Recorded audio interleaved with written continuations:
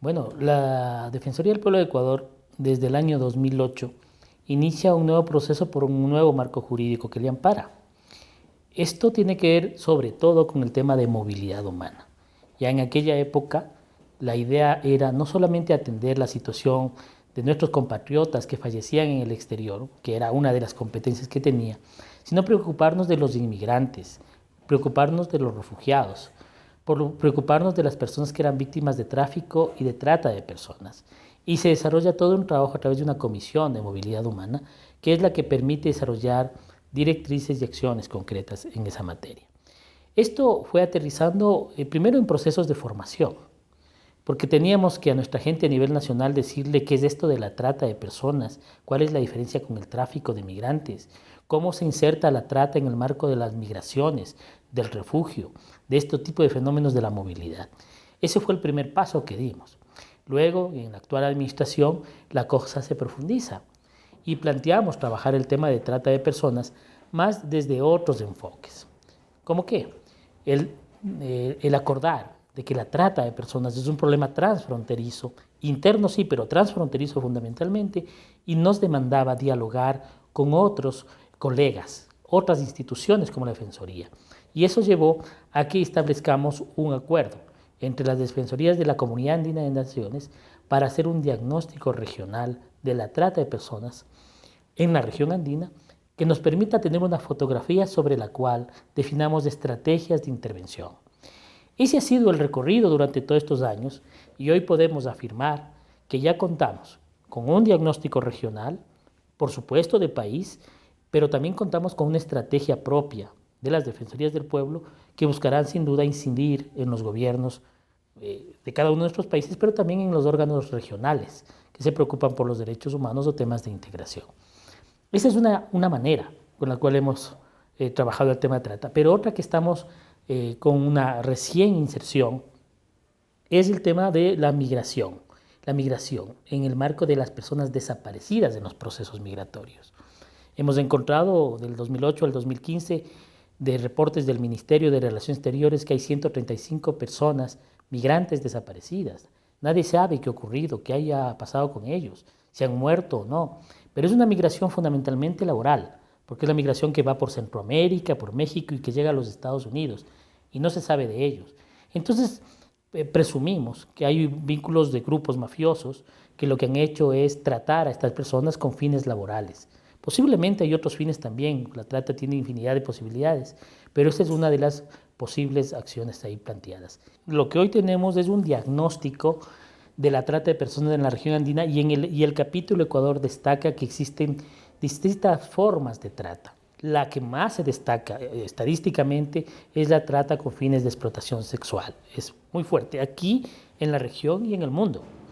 Pero también ya hay índices de trata con fines de explotación laboral, con fines de mendicidad y con fines de realizar actividades ilícitas también, ¿no es cierto?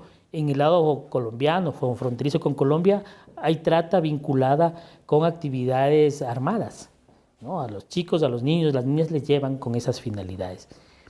Hay por lo tanto, una fotografía que es necesario verla. Es verdad que la trata con fines de explotación sexual es muy notoria, es la más fuerte, pero no podemos descuidar otros fenómenos que están anclados a intereses económicos de estos grupos mafiosos fundamentalmente. Tenemos un plan nacional de lucha contra la trata y el tráfico, ¿no es cierto? Un plan que además prevé la existencia de institucionalidad responsable en la materia, tanto para la punición del delito, para la prevención, ¿no es cierto? Y para la reparación de los derechos de las víctimas. Hay un marco de política, digamos, allí, y hay un marco institucional. Ha habido inversión importante, diría, no suficiente del Ministerio del Interior para tener una unidad especializada en la policía, en el DINAPEN. Hay que reconocer los esfuerzos de la Fiscalía en la materia. Tienen dos fiscalías especializadas. La una directamente involucrada al tema de tráfico y trata y la otra involucrada con delitos transnacionales, pero hay una preocupación. Existe el sistema de protección de víctimas y testigos en la propia Fiscalía. Hay esfuerzos del MIES de tratar de generar casas de acogida y desarrollar algún tipo de política. No suficiente, todavía limitado. Sin embargo, cuando uno mira la problemática en números, uno puede decir, En este último periodo, por ejemplo, el año 2014-2015, hay 27 sentencias en materia de trata de cerca de 574 noticias criminales. Uno podría decir, hay impunidad. ¿Qué pasó con esa gran diferencia?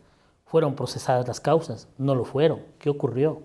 ¿Siguen ahí en los expedientes largos y penosos que pueden estar en la fiscalía o no fueron casos de trata? Pero la información es esa. Hace 5 años atrás, cuando la Defensoría hizo un primer informe sobre el tema de trata de personas, una de las cosas que decíamos con vehemencia es que hay impunidad. Y una expresión de la impunidad es la ausencia de sanciones a los responsables, a los victimarios, ¿verdad? Pero había otra forma de impunidad que es quizás la más grave, a la cual tenemos que enfrentarnos todos y todas, la impunidad cultural y social.